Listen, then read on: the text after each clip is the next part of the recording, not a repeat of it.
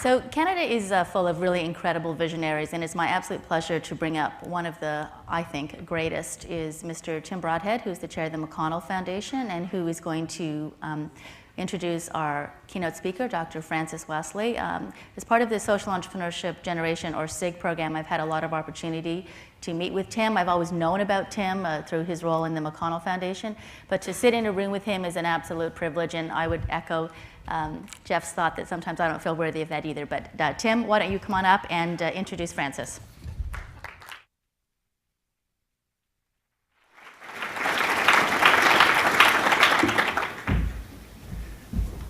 So right after I do this introduction, I'm leaving the room. I want you all to feel comfortable. Just a quick reality check. I think we all know that there are people who are out doing wonderful, inspiring things. Most of you, I think, are probably in this category. And then there are those of us who were asked to introduce them. And you can see where I've been slotted. So, but it is actually a great pleasure and honor to introduce Dr. Francis Wesley. It's such a great pleasure and honor that I find myself doing it over and over again. It would be a second career, but I can't travel as much as she does.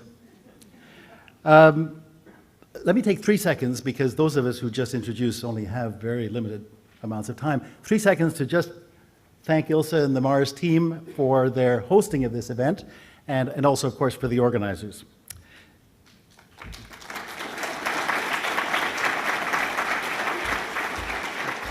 That's 4 seconds. I'll have to cut out one of Francis's board memberships. Francis Wesley has a very distinguished career.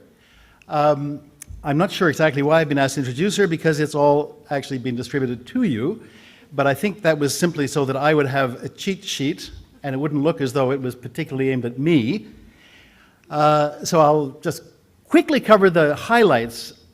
Francis, at the present time, is holder of the J.W. McConnell Chair in Social Innovation at the University of Waterloo, a chair which is not unconnected with the foundation that I'm associated with. Another great reason for my pleasure and honor in introducing her. Prior to that, Francis was at the University of Wisconsin in Madison as the director of the Gaylord Nelson Institute for the Environment. She, before going to Wisconsin, was at McGill University as the James McGill Professor of Strategic Management. Her background, as you can imagine from this list of positions, has been, her passion has really always been on environmental issues, sustainable development, strategic change, social innovation. And many of you, all of you by the end of the day, I hope, have probably seen or read her book, the book that she co-authored with Brenda Zimmerman and Michael Quinn Patton, called Getting to Maybe. That's all the sort of official stuff that Francis has done, but I want to just say a quick word about what's not on the page in front of you, which is that Francis is, of course, an academic. She's an intellectual in the best sense. She brings to all of her work a kind of rigorous analytical capacity, is very adept at creating conceptual frameworks that help those of us who are engaged in community level work to see where what we're doing fits into a larger framework. She's a great teacher, and we were fortunate enough to be associated with Francis while she was at McGill in designing and then implementing the McGill-McConnell program for not-for-profit leaders. But beyond all that, she is personally a very committed person who is devoted to seeing positive social change and to enabling others to bring it about. And this is the part of her that I find most inspiring and most engaging. And even beyond that, I have to say, Francis is one of the most wonderful people to work with. She's funny, she's warm, she's compassionate. She's a pleasure to work with. We have done it for many years now. We have fought, we have cried, we have laughed. We have been periodically not on speaking terms. I mean, you can see this is the best kind of creative collaboration. And so it's with great pleasure, and I ask Lisa's permission to say, let's have a shout out for Francis Wesley.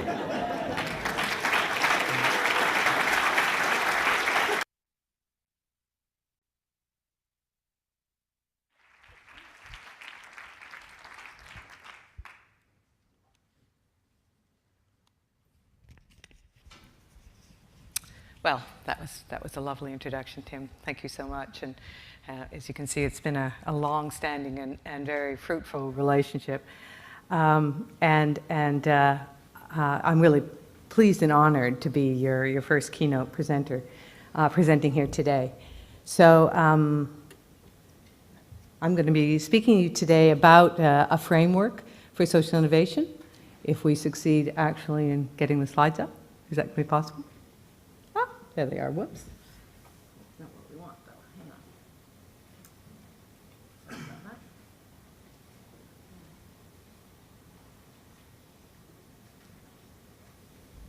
So I'm going to be speaking today about a framework for social innovation. I wanted to start with how we're defining social innovation at Waterloo and for the whole social innovation generation initiative, because our approach is very particular. We're interested in innovations that actually are initiatives or products or programs that profoundly change the basic routines, resource, and authority flows or beliefs of any social system. So, innovations abound. I think this room is probably full of innovators. They're the lifeblood of what, in fact, can change and solve our intractable social problems. But only some of those will succeed at having a very broad impact on the system which we could argue created the problems in the first place. And so in the limited time and resources and attention that we can bring to this problem, Social Innovation Generation, or SIG, has been trying to look to select those kinds of innovations which are fundamentally disruptive, using Christensen's notion of innovation. In that sense, challenges the broad-based beliefs and resource flows, routines, laws, et cetera, in Canada. Our idea behind that is that a lot of innovation ultimately dies at a local level, or ultimately is suppressed or controlled by that big and broader system. We feel that for many of these huge intractable problems, homelessness, poverty, environmental issues, we need as well to be challenging and creating room for change at those highest levels. So that's our definition of social innovation at SIG. And at SIG at Waterloo, where I'm posted, our role and our job is in fact to try to, through research and through case writing and exploration, to actually understand and chart those dynamics in more depth and at greater depth, and also to supply educational approaches to help to build this capacity in Canada. So the key messages that I'm going to try to talk about today is trying to understand that innovation is complex, and understanding the difference between complicated and complex is important in understanding the dynamics of social innovation.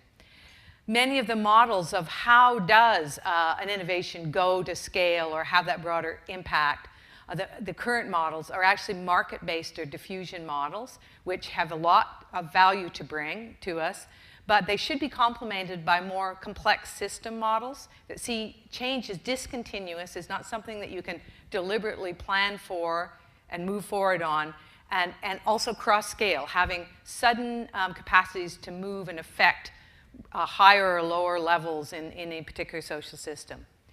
And last, that in understanding those complex models, agency and opportunity are both important. Agency is defined not only by social entrepreneurship, but by institutional entrepreneurship.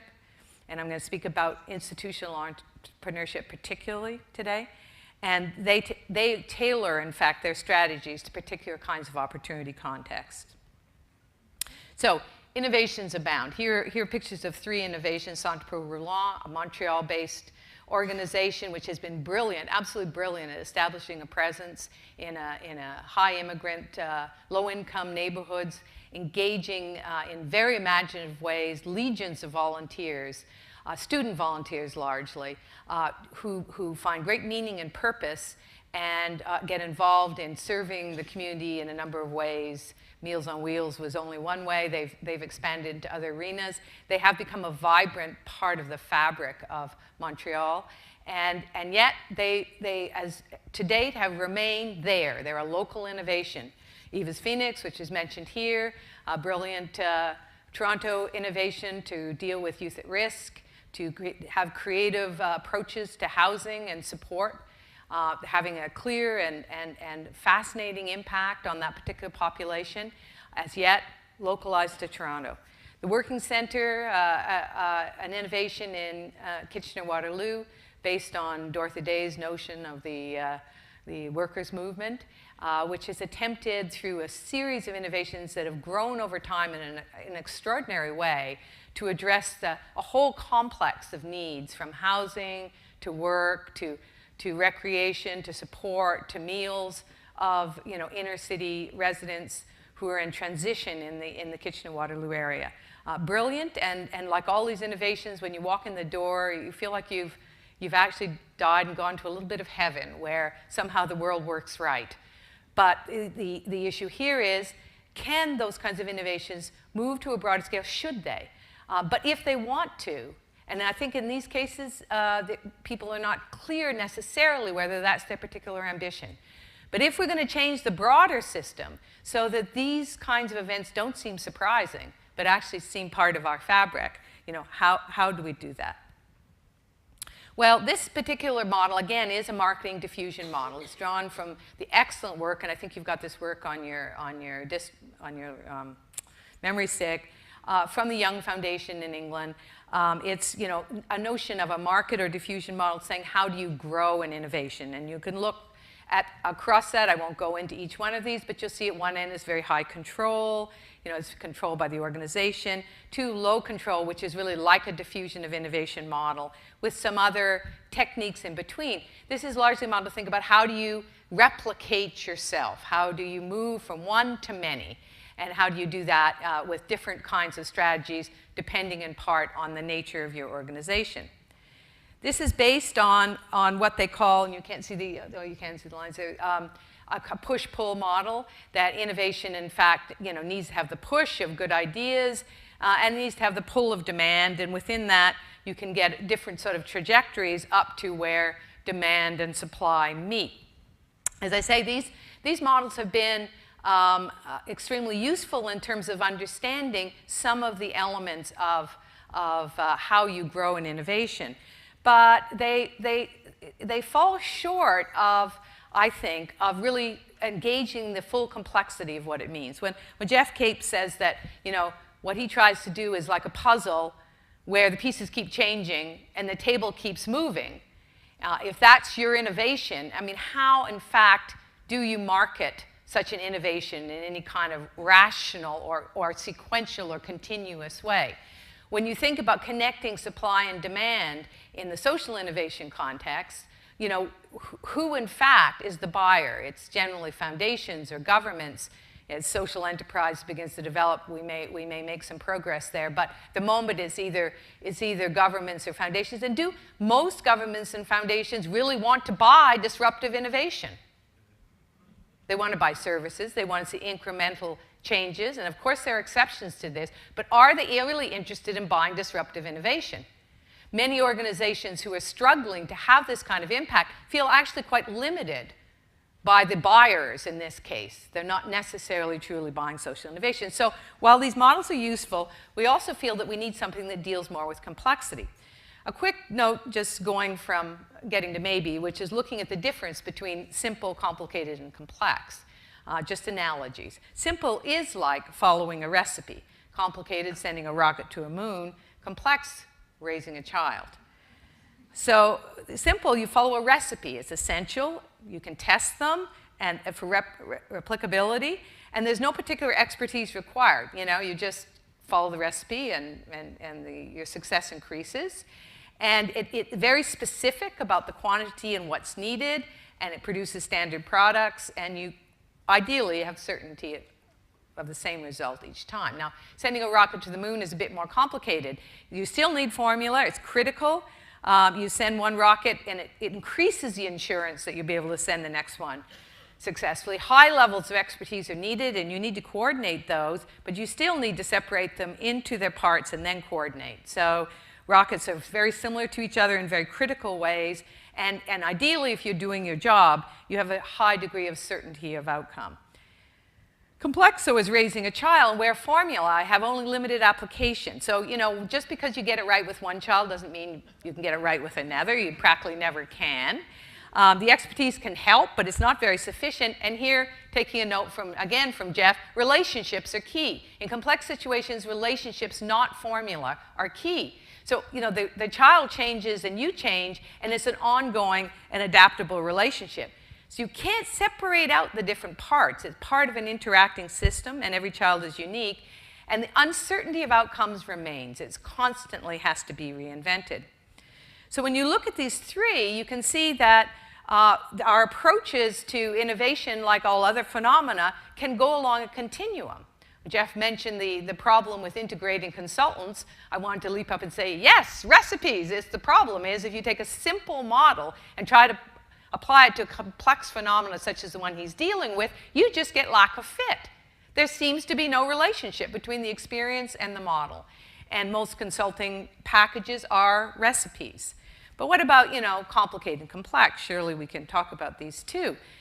Complicated actually means to fold, so that you have one thing that you collapse and has multiple parts, but you can also spread it out and see those parts in relationship. Whereas complex, which means woven, is to embrace or comprehend a pattern. And so you can see right there that a complicated approach or complex approach would be quite different. And while there's some elements of social innovation which are undoubtedly complicated, and you can perhaps understand them that way, if we get stuck there and are unable to move to a kind of complex approach, we get this kind of phenomena. You get a phenomenon of continuing to try to address a similar situation using a formula over and over again and simply not getting a response. So at SIG, we've decided that we actually need to move to something which is a more complex model. This is a famous, now famous because I use it in all my presentations, famous to me, almost tired of talking about it. It's a model of dynamics and phases of adaptation of any system. It's drawn from ecology. I'm not going to go into detail about these different elements, but it came from insights looking at how you have a forest, which is a mature forest, up in the K phase, a conservation phase, a release after, say, a forest burns, a reorganization where lots and lots of new material species, organisms comes in, and then the dominance of some of those into a new pattern of maturity. This obviously model also has some relationship with Schumpeter's work, and he wrote about social entrepreneurship, and you can see that, you know, an idea is born, an idea is developed, the idea is launched as a product, process, or organization, and then it becomes an established innovation. But what makes this a model that uses complexity theory is that, first of all, it's infinite. So there isn't a fixed address that you arrive at. Secondly, it's discontinuous. Some of these phases go quickly, some go slowly. When you switch to another phase is not necessarily in the capacity or power of the people who are trying to nurture this particular innovation. So it's discontinuous. It means you have to pay attention to emergence. It's not something that you can handle deliberately, in other words, and it has this infinity quality that it continues on. All the elements together, however, make for a really resilient and adaptable system. But when we go to trying to understand how we move these kinds of innovations up to a level where it has an impact on a whole system, we're actually then looking across scales. And this particular model, which is called a resilience model, also deals with that, to argue that, you know, you can look across, and if you think here of these as being levels of say, organization, community, national level, on whether you're looking at policy or culture or whatever, you can see how an innovation occurring down at a local level in the front lines in a community in the interest of solving a problem can suddenly cascade up to start to affect, rather fixed ideas and established ideas at higher levels. But we can also see how established ideas at a higher level can actually cascade down and restrict the impact of innovation. So when we begin to look across scales here, we begin to say, so it's the important thing maybe is not just the cycle and the phase that an innovation's in, but if we want to have impact, thinking about what it means to have this kind of cross-scale dynamic occurring no matter what phase you're in. What does that mean? So this particular model, which links social entrepreneurship to social innovation, suggests that, at the highest level, the one we're hoping to see change, you have political systems, economic, cultural, legal systems in Canada. Then you have the whole domain that most of us act in, which is inter-organizational, intersectoral. Certainly people in this room represent that. And then you have very local or organizational sorts of systems. Social entrepreneurs, in the way I'm framing and defining it at this point, by and large, are very key to the creation of the idea in the first place, that first loop, and sort of seeing it through the cycle. They may or may not then also be institutional entrepreneurs who work at the next level up to actually try to create the conditions for the tipping of the broader system. And so this whole complex of change from the successful generation and realization of an idea through its broader impact is what we're calling social innovation. So just briefly, when we say institutional change, we're really talking about this pattern of behaviors which are associated with understanding, so for culture, laws, and the distribution of resources. And the institutional entrepreneur then is someone whose job may be to create an invention, but is also definitely to try to create the broader conditions where that invention can become an innovation, where it can thrive and it can have this broader impact. So they have to be able to work across scales and boundaries and work with multiple agents, this sort of agent net of other people. Many of us play both these roles. So it's possibly a social entrepreneur and an institutional entrepreneur, but at the very least, social entrepreneurs need to be embedded in networks of institutional entrepreneurs who can help to make their invention into an innovation which changes systems. So I'm now going to move just to zeroing in on this one role, this institutional entrepreneur, and look back at these different phases of the development of an idea and address this question exactly about how is each phase different in terms of the kind of strategies institutional entrepreneurs engage in to try to have this big system effect.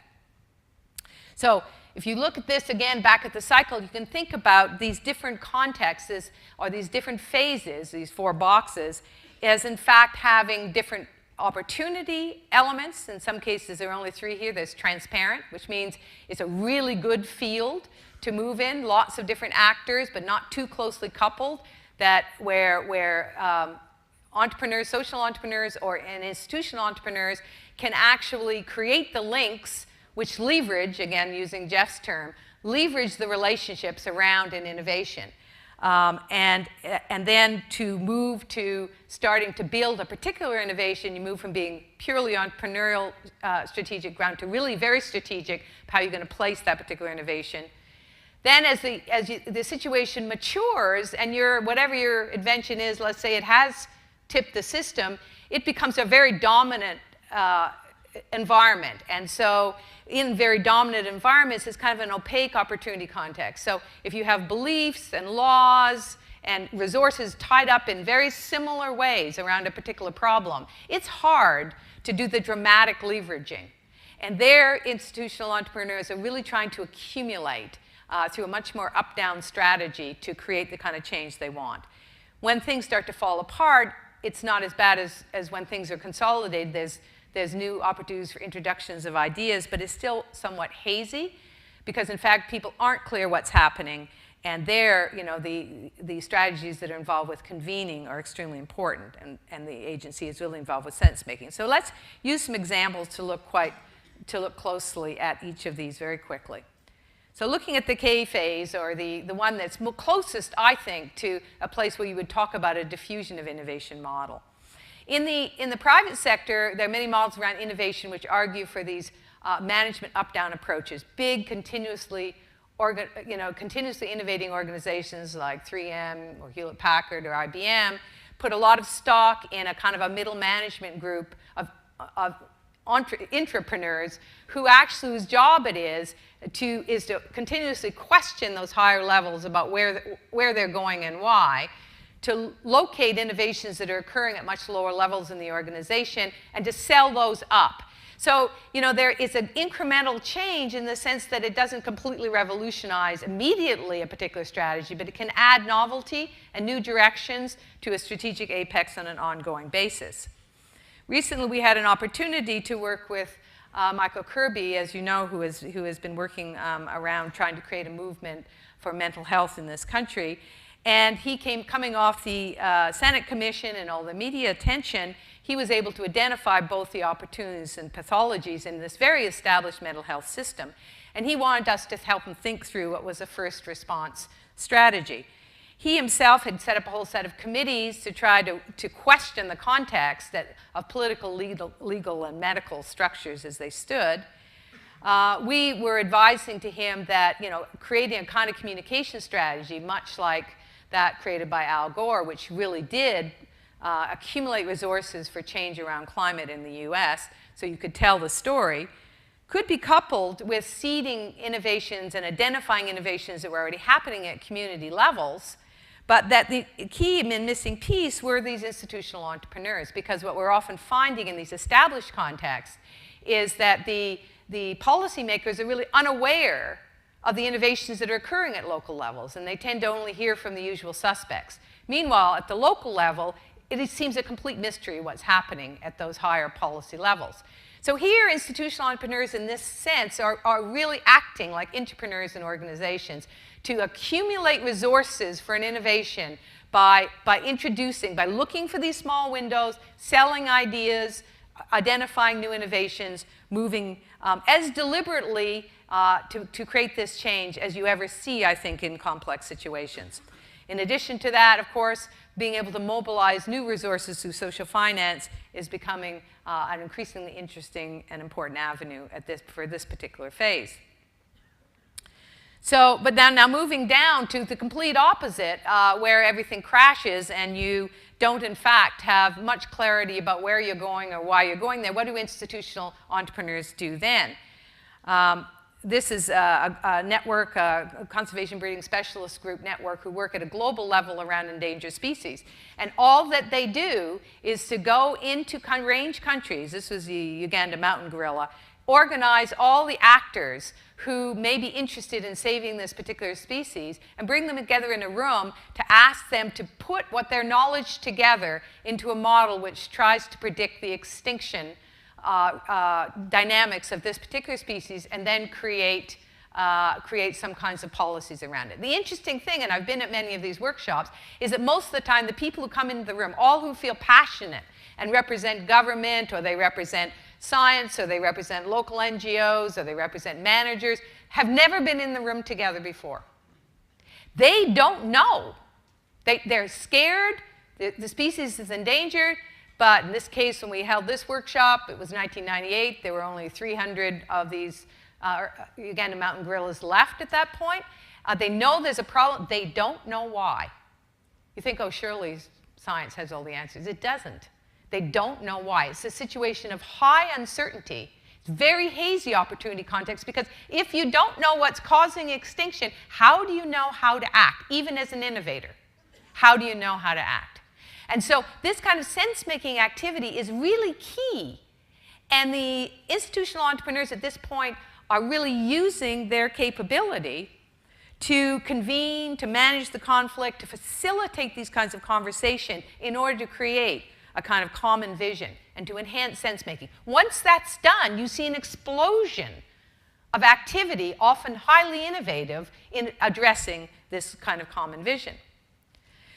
Then as you move up what they call the back loop in this arena into, the opportunity context becomes more transparent because now you have a vision, you're starting to organize, you're starting to think about, what to do and how to do it. You really have the kind of opportunity that Jeff was describing and talking about where you're sort of able to bring together these interested parties, build a relationship, get the right people in place. This is, in fact, the pictures of the Great Bear Rainforest. Some of you may have been associated with this out in Vancouver. A really complex dynamic of bringing together, multiple different agencies in the interests of preserving what is a truly pristine social ecological system. One of the last remaining pristine wildernesses in the world with very high biodiversity, very important, but also a place where you have multiple competing claims. Activists, logging companies, First Nations, government. We know of Clayoquot Sound, the kind of blockades that were occurring there. It was, in fact, it's an intensely conflictual domain, or was back through the 1990s. Then a group of people got together, institutional entrepreneurs, not to actually place any particular innovation. And this is what a really vivid differentiation between the social entrepreneur and the institutional entrepreneur, but to bring together parties, so convening, having elements of convening, but now trying to connect ideas into a much broader based solution. So, in fact, they succeeded. They got permanent protection. Whoops, whoop, whoop, whoop, whoop, whoop, whoop. Back we go. Come on. Thank you. Whoa. Whoa. Okay. Let's see if we can do this calmly. For some reason or other, this one takes a while. Okay. So there are the final agreements, and it's an astounding breakthrough. Embedded in this are multiple small innovations and with huge impact. But in fact, it's a kind of collective creation that no one could have predicted before they actually got into these negotiations. It required a lot of conflict management. The people who were doing it had to deal with perceptions from each of the parties that were hardly flattering. They used a kind of Buddhist approach to try to bring people together to work. They would go out and they'd send notes to each other about breathe when people were in fact criticizing what they were doing in these dimensions. But of course, if you would take any of the other positions, they were equally pejorative ideas. So it was a challenging thing on that front. But they managed to get them to the table through actual international activity, which in fact, like campaigns in Europe saying not to buy old-growth forest, which actually undercut in some ways the profitability of the companies working the forest and pressured the government also to come to the table. And through their particular approach to actually handling the dynamics, they were able to create a ground where new ideas could come up. So the ideas included a change in meaning, a branding that emerged, a reframing from the War of the Woods, new patterns of resource flows, social financing and the conservation economy, an experience of integration, different logging technologies, whole series of innovations came from this, and they continue to stimulate more. Ancient forest-friendly papers, conservation economy taking hold, new forms of social financing that are occurring on the coast. So a very complex set of skills here, building coalitions, managing conflicts, connecting innovators and innovative ideas across the whole field, securing capital for momentum, building vertical commitments, social marketing, bridging, and of course, owning the shadow. These are skills that are invoked at this particular stage. And then moving to our last and final stage, when in fact you're targeting in on a single innovation, it isn't so much a question of connecting innovations, but targeting it, but still trying to leverage across multiple scales to gain ground for that particular innovation. And here, the example you'll be hearing from later, he's here somewhere. Where are you, Al? He's coming a little later.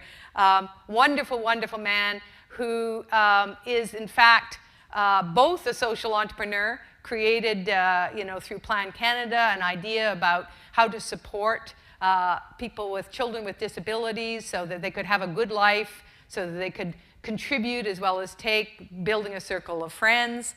But now, actually taking that to the next level and trying to think, how can I create change at multiple scales so that this thing that I've created won't just die out, it won't just become a local phenomena.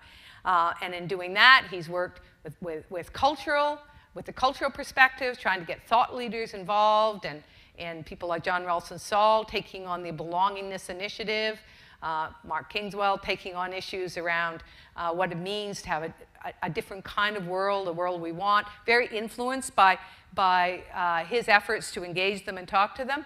Most recently, the Registered Disability Savings Plan, a very targeted effort to create a different kind of social finance which has been accepted in BC, where everyone can contribute.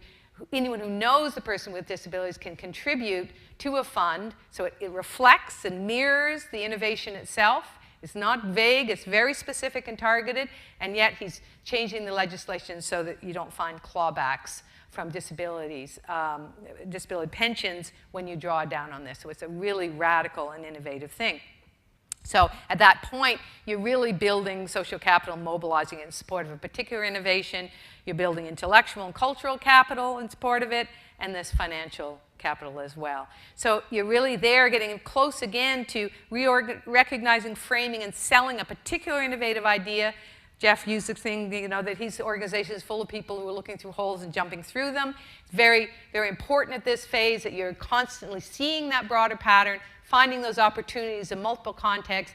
Al is constantly scanning, as Jeff does as well, this very complex environment, and he will move to where that opportunity happens. So sometimes when you're close to people like Jeff and Al, and I'm privileged to be close to them both, it seems very chaotic. Sometimes people who are working with them are driven absolutely crazy by the fact that their attention seems to jump around, but in fact, it's them moving to this institutional entrepreneur role and the necessity of doing that in order to continue to support their particular innovation. So in sum, the model we're working at Social Innovation is that to understand social innovation demands a complexity perspective. Therefore, the tools are important. Recipes won't work. Complicated approaches, which I think are the diffusion or marketing approaches, do have value, but they can only take you so far. We need to be creating these frames to understand how you operate in situations of high complexity. So cross-scale dynamics there are key, and institutional entrepreneurs and actor nets are as important for impact as the social entrepreneurs. And I think it's important to make that distinction because I think they go fairly unheralded. Lots of attention on the inventors themselves, not as much on the people who participate in making the space for this to work, particularly if you're going to change the broader system. And so institutional entrepreneurs draw on a range of what interpersonal, what we can often call transactional, and translation, which are really knowledge management skills and competencies to manage different phases of social innovation for greater impact. So with that, I'll conclude, and thank you very much for your attention. I think I'm in a room full of both social entrepreneurs and institutional entrepreneurs. It's really a privilege to bring this work to you today as we struggle to at least provide you with some tools and frames to make your work easier and more effective. Thank you very much.